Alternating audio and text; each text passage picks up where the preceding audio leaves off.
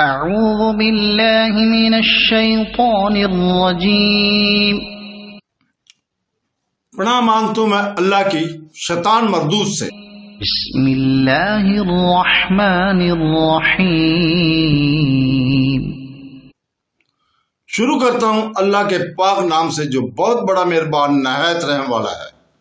وبشر الذین آمنوا وعملوا الصالحات ان لهم جنات تجری من تحتها الانہار كلما رزقوا منها من ثمرة رزقا قالوا هذا الذي رزقنا من قبل وأتوا به متشابها وَلَهُمْ فِيهَا أَزْوَاجٌ مُطَهَّرَةٌ وَهُمْ فِيهَا خَالِدُونَ۔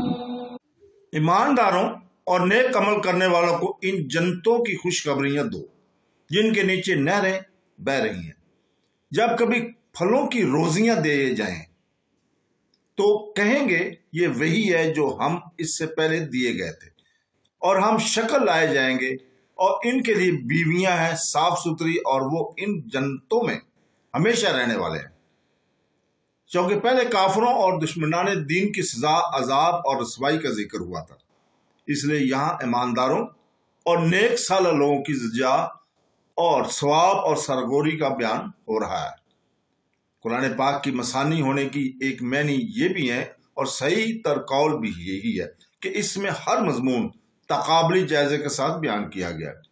اس کا مفصل بیان بھی کسی مناسب جگہ آئے گا۔ مطلب یہ کہ ایمان کے ساتھ کفر کے ساتھ ایمان کا، نیکیوں کے ساتھ بروں کا، اور بروں کے ساتھ نیکیوں کا ذکر ضرور آتا ہے۔ جس چیز کا بیان ہوتا ہے ساتھ ہی اس کا مقابلے کی چیز کا بھی ذکر ہو جاتا ہے۔ کسی چیز کو ذکر کر کے اس کی نظیر کو بھی کہیں بیان کیا گیا ہے۔ یہ معنی ہے ہونے کے، اور یہ دونوں لفظ متشابہ ہونے کے، اور یہ دونوں لفظ قرآن کے اوصاف میں وارد ہوئے ہیں۔ اسے مثانی بھی کہا گیا اور متشابہ بھی فرمایا گیا۔ جنتوں کے نیچے نہریں بہنا، اس کے درختوں اور بالا خانوں کے نیچے بہنا ہے۔ حدیث مبارکہ میں ہے کہ نہریں بہتی ہیں لیکن گڑا نہیں۔ حدیث مبارکہ میں ہے کہ نہر کوثر کے دونوں کنارے سچے موتیوں کے کعبے ہیں، اور اس کی مٹی مشک خالص ہے، اور اس کی کنکریاں لولو اور جوہر ہیں۔ اللہ تعالیٰ اپنے فضل و کرم سے ہمیں بھی یہ نعمتیں عطا فرمائے۔ وہ احسان کرنے والا اور بڑا رحیم ہے۔ حدیث میں ہے کہ جنت کی نہریں مشکی پہاڑوں کے نیچے سے جاری ہوتی ہیں۔ ابن ابی حاتم کے مطابق حضرت عبداللہ رحمۃ اللہ علیہ سے بھی یہی مروی ہے۔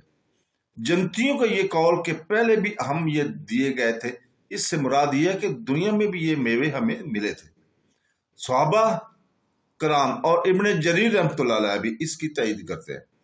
بعض کہتے ہیں کہ مطلب یہ ہے کہ ہم اس سے پہلے یعنی کل بھی یہی دیے گئے تھے۔ یہ اس لیے کہیں گے کہ ظاہری صورت و شکل میں وہ بالکل مشابہ ہوں گے۔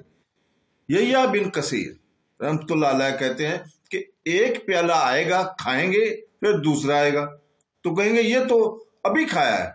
فرشتے کہیں گے کہ کھائیے، اگرچہ شکل اور صورت میں یکساں ہیں لیکن مزہ اور ہی ہے۔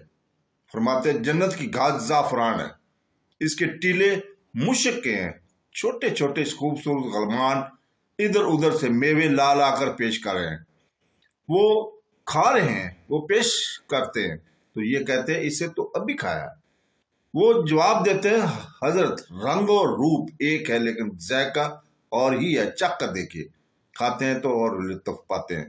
یعنی معنی ہے کہ ہم شکل لائیں گے، دنیا کے میووں سے بھی نام اور شکل اور صورت میں ملتے جلتے ہوں گے لیکن مزہ کچھ دوسرا ہی ہوگا۔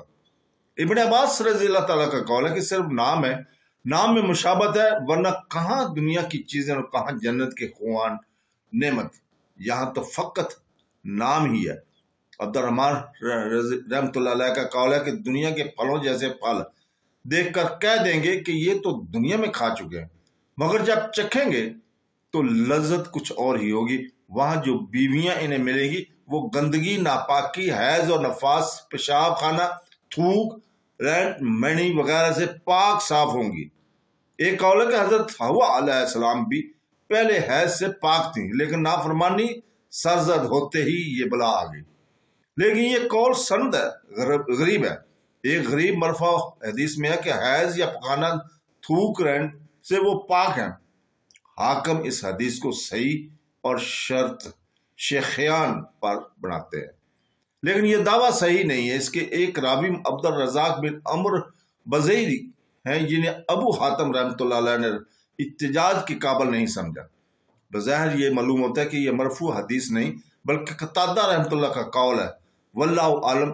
ان تمام نعمتوں کے ساتھ اس زبردست نعمت کو دیکھیے کہ یہ نہ نعمتیں فنا ہوں گی نہ نعمت والے فنا ہوں گے، نہ نعمتیں ان سے چھینی نہ نعمتوں سے اللہ کیے جائیں گے، نہ موت سے خاتمہ ہے نہ آخر ہے، نہ ٹوٹنا اور نہ کم ہونا ہے۔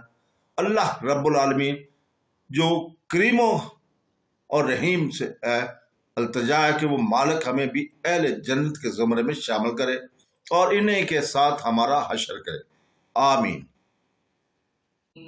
صدق اللہ